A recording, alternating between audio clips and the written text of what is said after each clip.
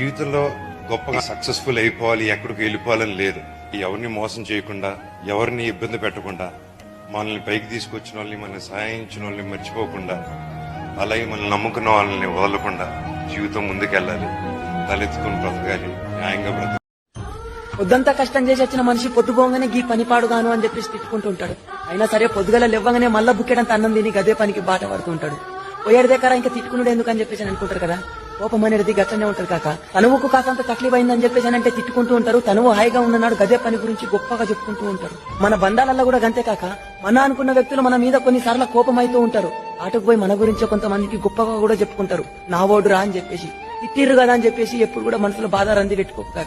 ఎందుకంటే కోపమైన తాపమైన మన అనుకున్న మీదే చూపియాల. పరాయోళ్ళ మీద చూపిస్తే ఎవ్వరు కూడా పడరు. మన అనుకున్న మనకు తిట్టిర్రు అని చెప్పేసి మనసులో రంది పెట్టుకునేటోళ్ళు ఎంతో మంది ఉంటారు. అట్లాంటి వాళ్ళకి ఇది ఒక మాట గుర్తు పెట్టుకోరు కాక. నవ్వుతూ చెప్పేటోళ్ళు మనం చెడిపోనీకంట, తిట్టి చెప్పేటోళ్ళు మనం మంచి కోసం అంట.